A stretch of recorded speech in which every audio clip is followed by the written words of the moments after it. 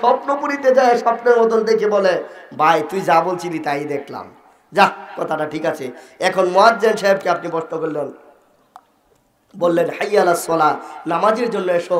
এবার মুয়াজ্জিন সাহেব বলল যে আচ্ছা, আপনি প্রশ্ন করলেন আচ্ছা নামাজে গেলে আমাদের কি হবে। এবার মুয়াজ্জিন সাহেব আবার বলছেন হাইয়া আলাল ফালাহ,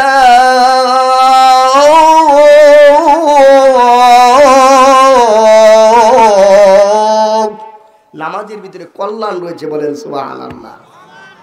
তাইলে এই যে কল্যাণের দাওয়াতটা দিল কি আজানের ভিতর থেকে।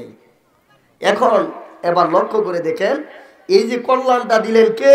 আল্লাহ। কে দিলেন? আল্লাহ। এখন সম্মানিত উপস্থিতি, এই কল্যাণ দেওয়ার মালিক যে, তিনি কিন্তু আবার গজবও দেন। গজব দেন না? আমাদের করোনা কত সালে আসছিল? 19-20 মানে এরকম চলমান ছিল। এই সময়টা কেমন ছিলাম আমরা? কেমন আতঙ্কের ভিতরে ছিলাম। এক ভাই যদি এক জায়গা থেকে আরেক জায়গায় স্থানান্তর হয়েছে, বলছে রে ভাই তুই আসবি না। আমার এক মামা বিদেশ থেকে আসছে, যখন এয়ারপোর্টে আসছে, এয়ারপোর্টে আসার সাথে সাথে চারদিক দিয়ে আলোচনা হয়ে গেছে আজকে তো অমুক আমাদের বাড়িতে আসবে। চারিদিক দিয়ে ঘেরাও দিয়ে রাখছে যেন রইসুদ্দিন বাড়িতে না ঢুকতে পারে। এক পর্যায়ে তার মা অন্যভাবে ফিটিং করে তার বাড়িতে ঢুকাইয়ে দিছে। ঢুকাইয়ে দিলে তারে 15 দিনের ভিতরে আর বাড়িতে বাইর করে না। তার মানে কি? এই যে একটা আতঙ্ক সৃষ্টি করেছেন, আর এই আতঙ্ক থেকে হেফাজত করার মালিক কে? আল্লাহ। তার কাছে যদি আমরা পানা চাই, তাকে সকল কিছু আল্লাহ রাব্বুল আলামিন ক্ষমা করে দিবেন। আল্লাহ রাব্বুল আলামিন আমাদেরকে মাফ করে দিবেন। আর মাপের মতো মাপ চাইতে হবে, চাওয়ার মতো চাইতে হবে, তাহলে আল্লাহ রাব্বুল আলামিন আপনাকে আমাকে ক্ষমা করবেন না, অথচ ক্ষমা করবেন না। আমার ভাইয়েরা, আমার বাবাজিরা, আমার মা এবং বোনেরা, একটু চিন্তা করে দেখুন, এই যে আমার চক্ষুটা আমি জাগ্রত করলাম, সব দেখতে পাই, কিন্তু মালাকুল মউত আজরাইল আলাইহিস সালাম যখন আপনার আমার রূহ পাখিটা নিয়ে যাবেন, ওই দিন হাজারো চেষ্টা করলেও এই চোখ আর ফেরানো যাবে না। এই চোখ দিয়ে কোনো কিছু দেখতে পাবো না।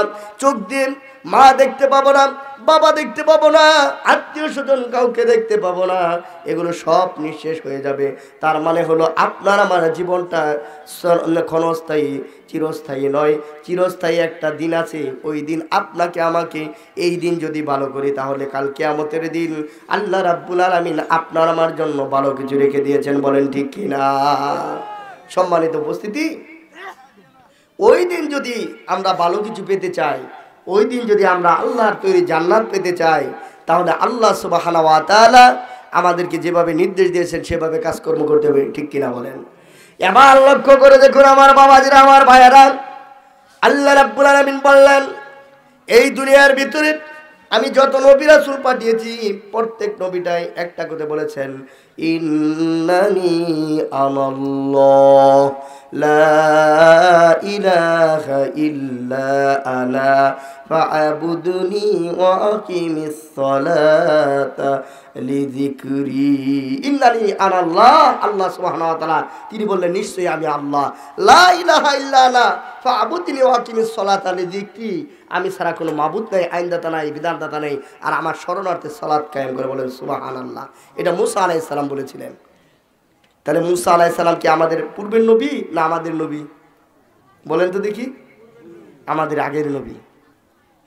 শুধু তাই নয়, এইভাবে করে আল্লাহ সুবহানাহু ওয়া তাআলা যত নবী রাসূল পাঠিয়েছেন, প্রত্যেক নবী প্রত্যেক জাতির কাছে এভাবে দাওয়াত দিয়েছেন, ইয়া আইয়ুহান নাস, এরকম ভাবে প্রত্যেক ইয়া কওমি বলে দাওয়াত দিলেন। প্রত্যেক নবীরা তার উম্মতদেরকে দাওয়াত দিয়েছেন, ইয়া কওমি, হে আমার জাতি শুনো, ইয়া কওমি, হে আমার জাতি শুনো।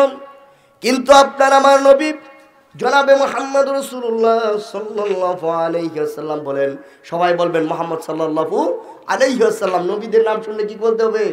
সাল্লাল্লাহু আলাইহি ওয়াসাল্লাম। আমাদের নবী বললেন, তিনি ইয়া কওমি জামিআ কুল ইয়া আইয়ুহান নাসু ইন্নী রাসূলুল্লাহি ইলাইকুম জামিআ।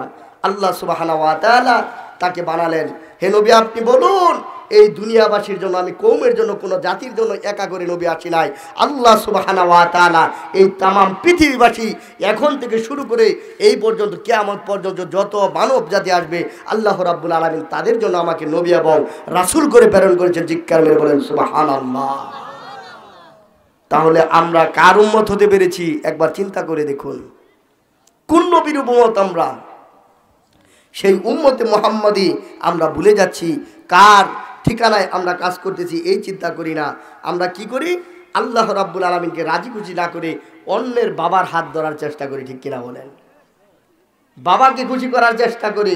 সম্মানিত উপস্থিতি, লক্ষ্য করে দেখুন আল্লাহ সুবহানাহু ওয়া তাআলা, আমার মায়েরা, আমার বোনেরা, একটু চিন্তা করে দেখুন যাদের বিয়ে হয়েছে এই দুনিয়ার ভিতরে, আবার লক্ষ্য করে দেখুন আমার মায়েরা, আমার বোনেরা, যখন কোনো সন্তানাদি দুনিয়াতে আসে, দুনিয়াতে আসার পর থেকে মা বাবা খুশি হয়ে যায়, সন্তান খুশি হয়ে যায়, এমনকি তার ভাই বেরাদর, আত্মীয় স্বজন সবাই খুশি হয়ে যায়। কিন্তু এর মাঝখানে আবার লক্ষ্য করে দেখুন এই সুসংবাদ পেয়ে সবাই খুশি হয়ে গেল, এবার কি দেখা যায় দুনিয়াতে আসার সঙ্গে সঙ্গে মানুষগুলো তাকে বরণ করে নিয়ে যায়, ঠিক কিনা বলেন? আমার বাবাজিরা, আমার ভাইয়েরা, লক্ষ্য করে দেখুন আমার মায়েরা, যেই দিন আপনার বিয়ে হয়েছিল, বিয়ের দিন আপনি হাতে সোনার চুড়ি পরেছেন, নাকে ননদ পরেছেন, কানে দুল পরেছেন, সুন্দর জামা পরেছেন, লাল টুকটুকে কাপড় পরেছেন। ওই দিন আপনাকে মানুষ আনার জন্য, নেওয়ার জন্য, আপনাকে রিসিভ করার জন্য এগিয়ে গিয়েছিল। কিন্তু এমন একদিন সময় আসবে যেই দিন আপনাকে সাদা 3 টুকরা কাপড় পরিয়ে দেওয়া হবে, আপনাকে আমাকে চলে যেতে হবে।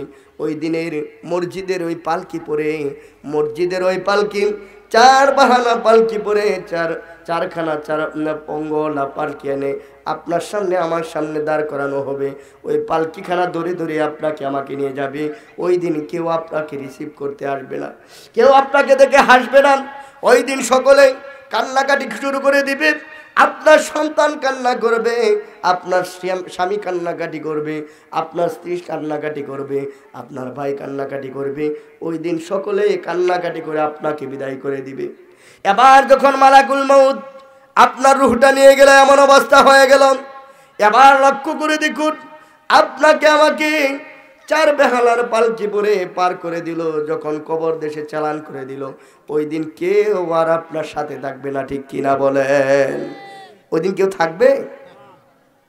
আমার বাবাজিরা, আমার ভাইয়েরা, লক্ষ্য করে দেখুন যেই মহান আল্লাহ সুবহানাহু ওয়া তাআলা আপনাকে আমাকে সৃজন করলেন, সৃষ্টি করলেন, সেই আল্লাহ রাব্বুল আলামিন জানিয়ে দিলেন, বান্দারে এই দুনিয়ার ভিতরে আমি আল্লাহ রাব্বুল আলামিন তোমাকে কেমনে সৃষ্টি করলাম একটু চিন্তা করে দেখো।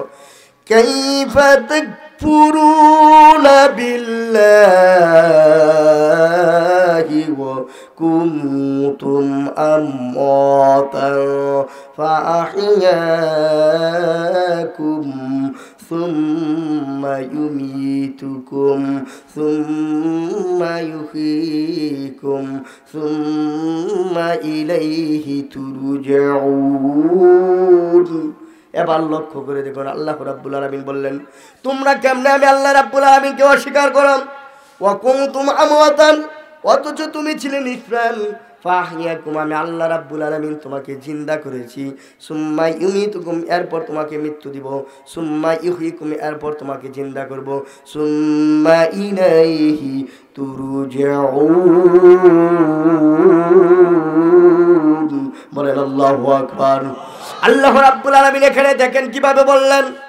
1 নম্বরে বলতেছেন কেমনে অস্বীকার করো? তোমরা ছিলে মৃত, মানে কিভাবে মৃত ছিলেন এবার একটু লক্ষ্য করে দেখুন। আল্লাহ রাব্বুল আলামিন বললেন, ও পৃথিবীর মানুষেরা এবার লক্ষ্য করে দেখুন, আমরা যখন দুনিয়াতে আসলাম এর আগে কোথায় ছিলাম?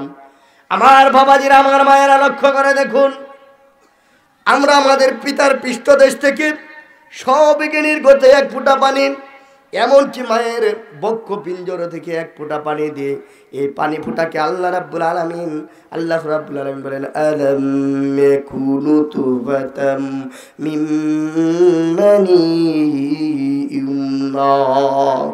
আল্লাহ রাব্বুল আলামিন মানব জাতিকে প্রশ্ন করলেন, শোনো শোনো, তুমি কি মাতৃগর্ভে নিক্ষিপ্ত 1 ফোঁটা পানি ফুটাছিলে না? এই পানি ফুটা থেকে আমি আল্লাহ সুবহানাহু ওয়া তাআলা তোমার মায়ের পেটের ভিতরে এই জরায়ের ভিতরে রাখলাম, এই জরায়ের ভিতরে দিয়ে পাস করে দিলাম। এরপরে আমি আল্লাহ রাব্বুল আলামিন তোমার মায়ের পেটের ভিতরে এটাকে সামান্য একটা কি করলাম, আল্লাহ রাব্বুল আলামিন বলেন ফাকাসাউনাল ইযামা লাহমা, ফাকাসাউনাল ইযামা লাহমা, গোশত দিয়ে রক দিয়ে ছাউনি দিয়ে আমি আল্লাহ সুবহানাহু ওয়া তাআলা তোমার মায়ের পেটের ভিতরে আমি আল্লাহ সুবহানাহু ওয়া তাআলা এটাকে সৃষ্টি করেছি। বলেন সুবহানাল্লাহ।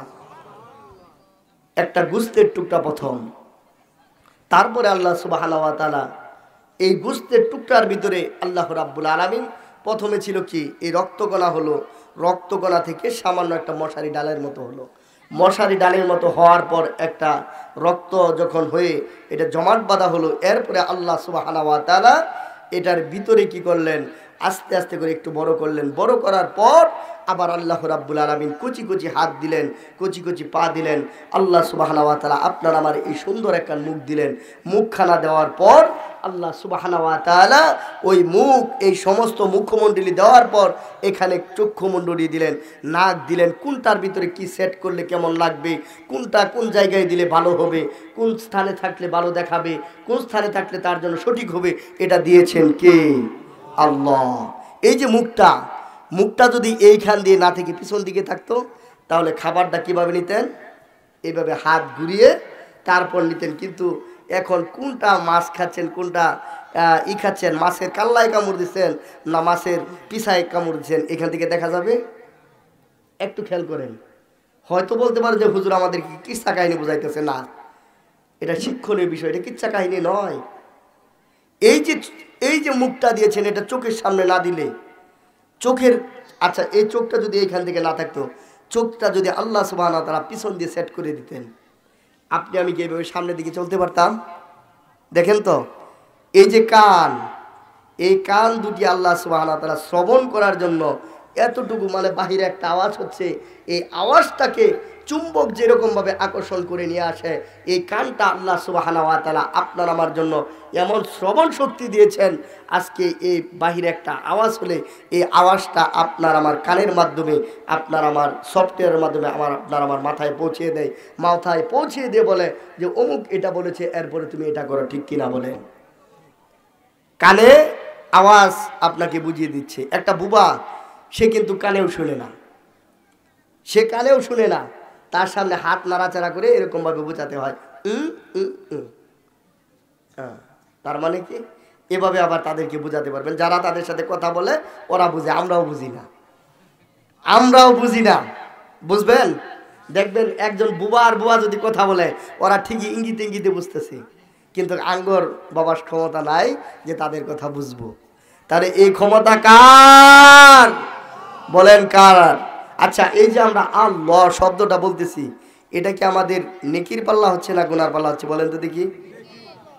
তাহলে এই আওয়াজটা যদি আমরা সুন্দর করে বলি, আমাদের উচ্চারণটা যদি সুন্দর করে বলি, আল্লাহ, বলেন আল্লাহ। আচ্ছা, এই যে আমরা আওয়াজটা দিতেছি, এই আওয়াজ দিলে শয়তান আমাদের পাশে থাকবে? শয়তান আমাদের কাছে থাকবে? বলেন, কাছে থাকবে না। তাহলে আপনার আমার এই শয়তানকে দূরীভূত করার জন্য আবার একটা তাকবীর দেই, লিল্লাহে তাকবীর, মাশাআল্লাহ। এই যে দেখেন, আমরা তাকবীরটা দিলাম, তাকবীর দেওয়ার সঙ্গে সঙ্গে শয়তান এখান থেকে দূরীভূত হয়ে গেল, শয়তান এখান থেকে আউটে চলে গেল। তার মানে শয়তান বুঝতেছে যেখানে আল্লাহু আকবার আওয়াজ হয় সেখানে শয়তান থাকতে পারে না, এখান থেকে শয়তান বায়ু ছাড়তে ছাড়তে চলে যায়। এটা কিন্তু স্পষ্ট হাদিস। মানে যখন মুয়াজ্জিন সাহেব আজান দেয়, আজান দেওয়ার পর শয়তান ওখানে থাকে না। দেখবেন যখন আজান হয় কুকুরে বেবয়েও গেউ গেউ করা শুরু করে, মানে শয়তানে পাততে পাততে শুরু, মানে আমরা বায়ু বলি, পাত দিতে দিতে তারা চলে যায়। আবার যখন আজান শেষ হয়ে যায় আবার তারা গন্তব্যস্থলে চলে আসে। তার মানে কি, এখন যখন আমরা আল্লাহু আকবার দোডনি বলি তখন শয়তান এখানে থাকতে পারে না। তাহলে আমরা মধ্যে মধ্যেও যদি একবার আল্লাহকে রাজি খুশি করতে পারি আর আল্লাহর কাছে বলতে, আল্লাহ রাব্বুল আলামিন ওই দিন অপরাধীদেরকে ডেকে বলবেন, আজকে অপরাধী দ্বারা তোমরা আলাদা হয়ে যাও। এবার যদি এখানে বলা হয় আজকে কারা ফজরের নামাজ পড়ো নাই তারা আলাদা হয়ে যাও, তাহলে সবার সফটওয়্যারে কাজ করবে, মানে অন্তঃকরণের ভিতরে একটা আঘাত লাগবে যে আমি ফজরের নামাজ পড়ি নাই বিদায় হুজুর আমাকে এই কথা বললো। ওই দিন এমনটা হবে না, যখন আল্লাহ রাব্বুল আলামিন বলবেন ওয়ামতাদুল ইয়াউমা আইয়ুহাল মুজরিমুন,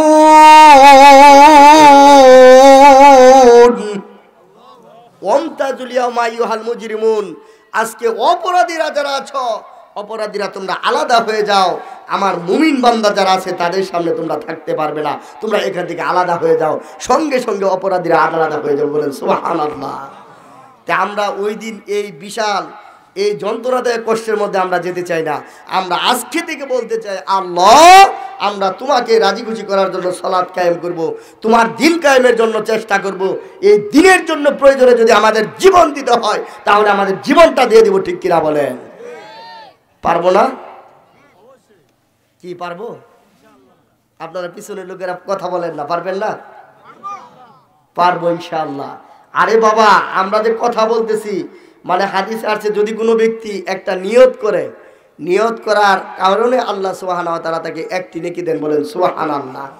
সে যখন নিয়ত করার পরে কাজটা সম্পন্ন করে আল্লাহ সুবহানাহু ওয়া তাআলা তাকে ওই আমল নামায় 10টা নেকি লিখে দেন, বলেন সুবহানাল্লাহ। আর একটা খারাপ কাজ করার চিন্তা করলে তার আমল নামায় কোনো গুনাহ লেখা হয় না, যখন খারাপ কাজটা করে ফেলে তার আমল নামায় একটা গুনাহ কর্তন করা হয়, গুনাহ লেখা হয়।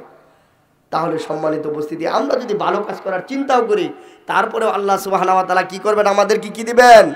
নেকি দিবেন।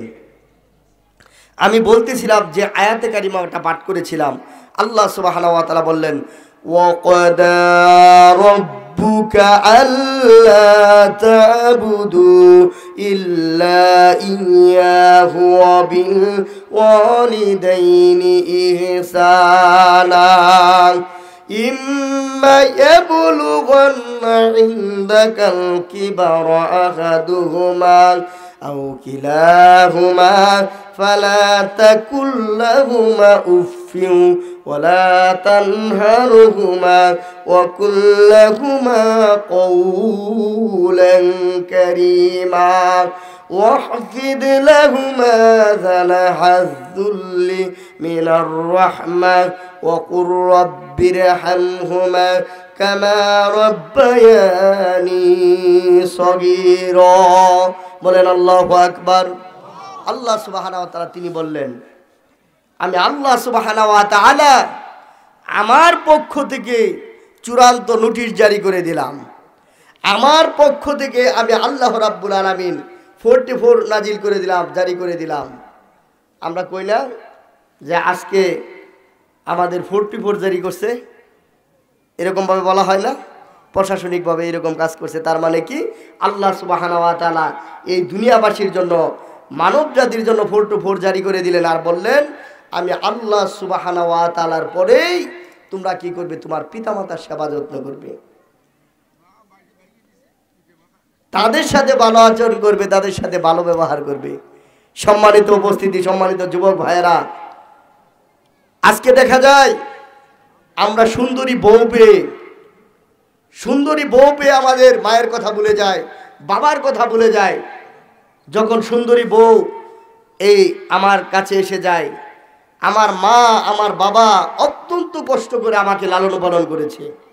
এমনও লোক রয়েছে নিজে না খেয়ে সন্তানকে লেখাপড়া করাইছে, এমন মা রয়েছে ছিঁড়া কাপড় চোপড় পরে সন্তানকে লেখাপড়া করাইয়ে তার চিন্তা হয়েছিল আমার ছেলে একদিন প্রতিষ্ঠিত হবে। আর আজকে সেই সমাজের ভিতরে ছেলে প্রতিষ্ঠিত হয়েছে ঠিক, কিন্তু সেই মাকে তারা দেখে না।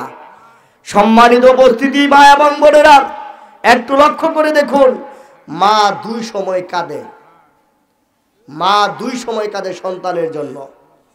কিরকম? এক ছোট্ট অবস্থায় যখন সন্তানের বয়স হয় 3 বছর, 2 বছর, 5 বছর, 7 বছর, এমন সময় দেখা যায় মা তার সন্তানকে ধরে ধরে খাওয়াতে চায়, খাবার মুখের মধ্যে নেয়, সন্তান খাতামা খাতামা খাতামা, আমার ভাল লাগে না, খাতাম না। তখন মা আল্লাহর কাছে কান্নাকাটি করে আর খালি বলে, তার স্বামীকে বলে, উমুকের বাবা, তোমার সন্তানটারে কিচ্ছু খাওয়াইতে পারি না, আমার সন্তানটার অবস্থা দেখে আমার, তার মুখের দিকে দেখলে আমার চোখ দিয়ে পানি আসে।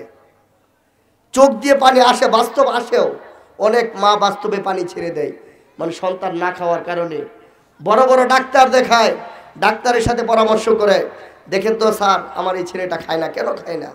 পরে ডাক্তার বলে না, আপনার এই সন্তানের কোনো সমস্যা নাই, এটা আল্লাহ তার রিজিক এতটুকু রাখছে, তারপরে এমনি এমনি খাবে। তারপরেও মায়ের মনে সান্ত্বনা আসে না, তারপরেও কিভাবে কি খাওয়ানো যায়, তার জন্য কত আইটেমের খাবার করে এই পর্যায়ে খাওয়ায়।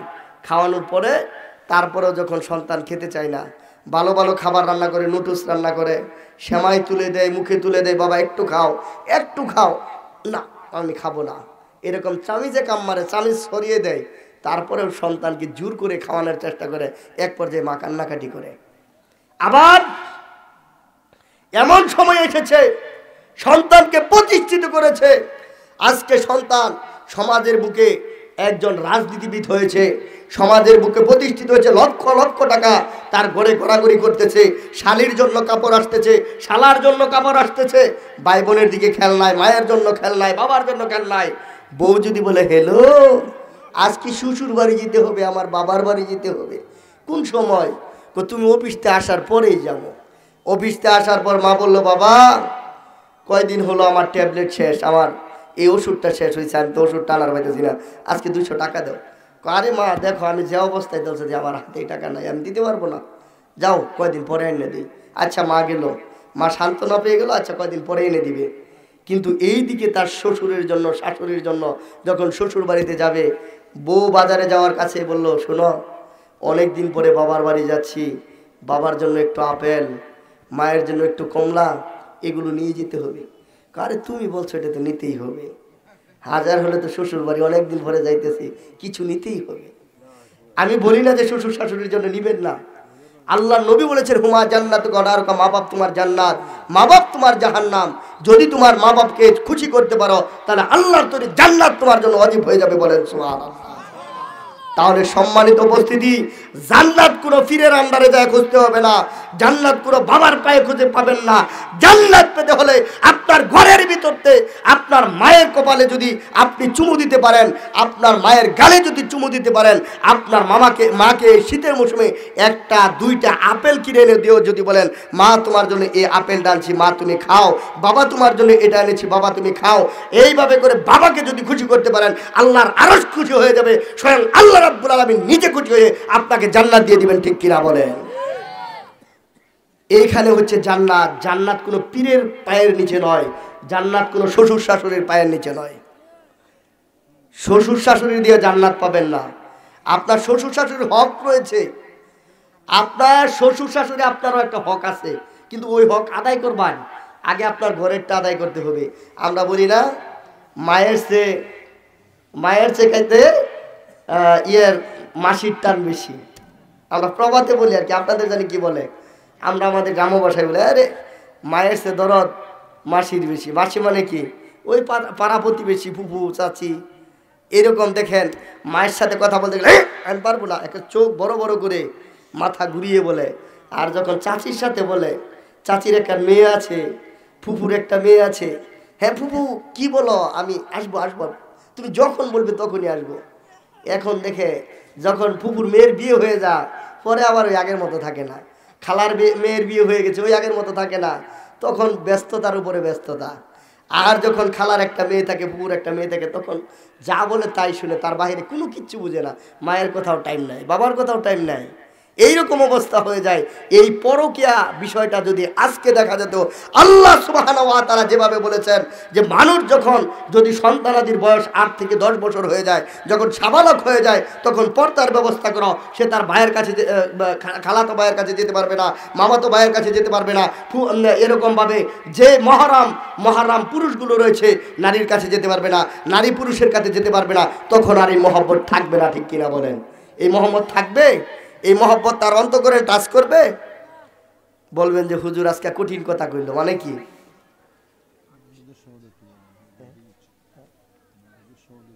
হ্যাঁ বলবো ইনশাল্লাহ। তো সম্মানিত উপস্থিতি, এই হচ্ছে অবস্থা।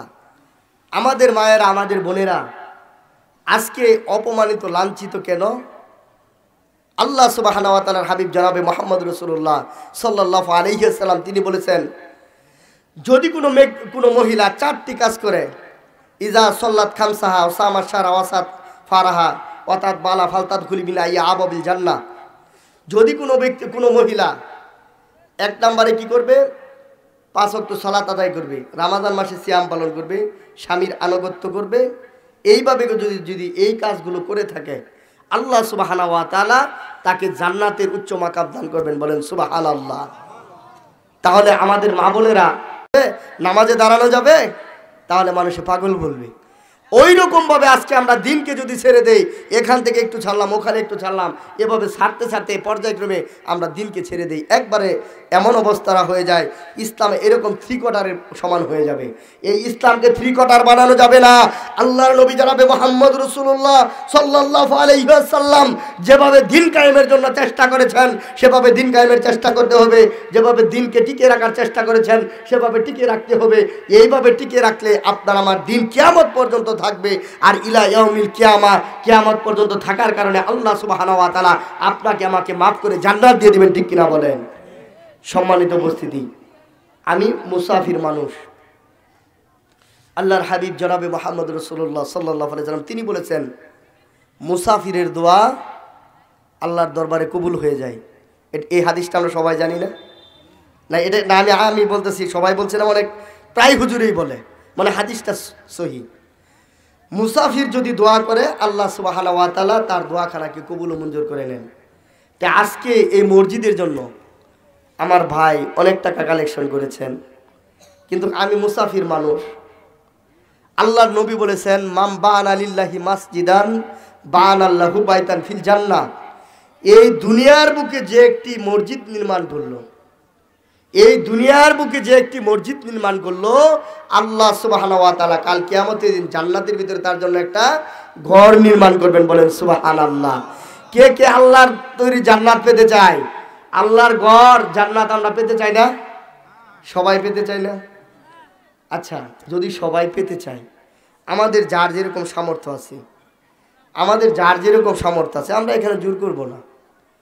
আপনারা একটু যদি সহযোগিতা করেন, যার যেরকম সামর্থ্য আছে, এখানে আমি 2000ও বলবো না, 5000ও বলবো না, 10,000ও বলবো না। আপনার যেরকম সামর্থ্য আছে এরকম এক ভাই একটু বলেন তো দেখি, একটু বলেন একজনে কয়টা টাকা দিবেন আপনাদের ইচ্ছাকৃতভাবে।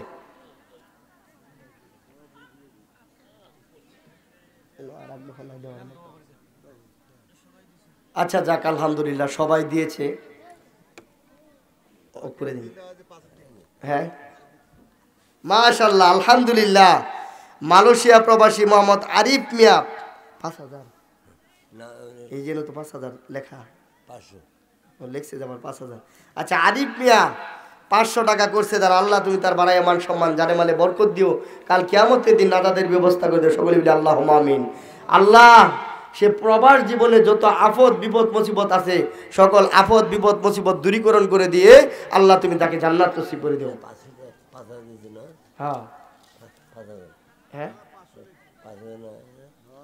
আচ্ছা 500 তো নগদ পাইছি, যদি এটা পাই হইলো আলহামদুলিল্লাহ। কিন্তু এখানে নেক্সট আর কি 5000 টাকা 3টা শূন্য মাসে। আচ্ছা যাক, আলহামদুলিল্লাহ। আমরা আল্লাহর কাছে দোয়া করি যেন আল্লাহ সুবহানাহু ওয়া তাআলা, সবাই একটু বসেন। আর আরেকটা বিষয় হচ্ছে, আমরা সকলেই কি আহলে সুন্নাহ বা আহলে হাদিস দাবি করি? আমার পয়েন্টটা দেখেন, আমি কাউকে ইন্ডিকেট করে কোনো কথা বলতেছি না। আহলুন মানে পরিবার, সুন্নাহ মানে হাদিসের পরিবার। আহলে হাদিস, আহলে হাদিস কাকে বলে এটা আগে বোঝার চেষ্টা করেন। আহলুন মানে পরিবার, সুন্নাহ সুন্নাহর পরিবার, আহলে হাদিস হাদিসের পরিবার বা হাদিসের সুন্নাহ এর অনুসারী যারা, তাদেরকে বলা হয় আহলে হাদিস। এখন আহলে হাদিস বলতে আমরা সব বুঝি, আমরা যারা কোরআন এবং সুন্নাহ মানি তাদেরকে আহলে হাদিস বলা হয়। এখন আচ্ছা, এখন মনে করেন আমরা দোয়া, সলাতের পরে দোয়া আছে, তাসবিহ তাহলিল আছে, এমনকি বৈঠক ভাঙার শেষেও দোয়া আছে, প্রত্যেকটা ক্ষেত্রে দোয়া আছে। কিন্তু দোয়ার যে বিধানগুলো, এগুলো নিয়ে আমাদের একটু বাবা চিন্তা, যে কোন কাজগুলো আল্লাহ রাসূল কিভাবে করেছেন আর কোন কাজগুলো আল্লাহ রাসূল করেন নাই। যেগুলো করেছেন সেগুলো আল্লাহ রাসূলের যেগুলো অনুমতি আছে নিজে করেছেন, সেগুলো হচ্ছে সঠিক, আর যেগুলো নিজে করেন নাই এবং অনুমতি দেন না সেটা কি বিদআত কি না? আপনারা বলেন বিদআত। তাহলে আমরা যদি দোয়া করি, এমনিও আমরা দোয়া করব, এবং কি মজলিস বাংলার দোয়াটা হচ্ছে সবচেয়ে বড় দোয়া। আমরা সবাই একটু দুরূদ শরীফ পড়ে নেই। আল্লাহুম্মা সাল্লি আলা মুহাম্মাদি ওয়া আলা আলি মুহাম্মাদ কামা সাল্লাইতা আলা ইব্রাহিম ওয়া আলা আলি ইব্রাহিম ইন্নাকা হামিদুম মাজিদ। আল্লাহুম্মা বারিক আলা মুহাম্মাদি ওয়া আলা আলি মুহাম্মাদ কামা বারাকতা আলা ইব্রাহিম ওয়া আলা আলি ইব্রাহিম ইন্নাকা হামিদুম মাজিদ। আচ্ছা, আমরা যে সানি খুতবা মসজিদে যখন ইমাম সাহেব দ্বিতীয় খুতবা দেয়, দ্বিতীয় খুতবা সানি খুতবার মধ্যে দোয়া করে দেয় না? আমরা মুসলিমরা সবাই আমিন আমিন বলি না?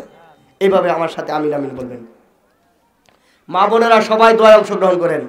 রব্বানা যালামনা আনফুসানা ওয়া ইল্লাম তাগফির লানা ওয়া তারহামনা লানাকুনান্না মিনাল খাসিরিন। রব্বানা আতিনা ফিদ দুনিয়া হাসানাতাও ওয়া ফিল আখিরাতি হাসানাতাও ওয়া কিনা আযাবান নার। আল্লাহ রাব্বুল আলামিন, আমরা কতিপয় গুনাহগার বান্দা আপনার শাহী দরবারে উপস্থিত হয়েছি। আল্লাহ মাগরিবের সালাত থেকে নিয়ে এই পর্যন্ত আল্লাহ আপনার মহাগ্রন্থ আল কুরআনুল কারীম থেকে কোরআনের কথা হাদিসের কথা শুনলাম। আল্লাহ এইগুলোর ভিতরে যত ভুল ত্রুটি আছে সমস্ত ভুল ত্রুটি ক্ষমা করে দিয়ে আল্লাহ ভালো ভালো যেই কথাগুলো হয়েছে এই কথাগুলো আপনাকে আমাদের মাঝখানে আমরা যারা উপস্থিত আছি, আমাকে এবং যারা উপস্থিত আছে সকলকে এগুলো মানার তৌফিক দান করুন। আল্লাহ রাব্বুল আলামিন এর ভিতরে যত ভুল ত্রুটি হয়েছে আল্লাহ এই ভুল ত্রুটিগুলো ক্ষমা করে দে। আল্লাহ এই ভুলগুলো ক্ষমা করে দে। এই ভুল কাজগুলো আমাদের অন্তঃকরণের ভিতর থেকে বাতিল করে দিয়ে ভালো ভালো কাজগুলো করার তৌফিক দান করুন। আল্লাহ রাব্বুল আলামিন, আমরা জীবনে জানা অজানা যত গুনাহ করেছি আল্লাহ এই গুনার দিকে না তাকায় আপনার রহমতের নজরের দিকে তাকান। আমরা সবাই একবার আল্লাহ রাব্বুল আলামিনকে ডাক দেই।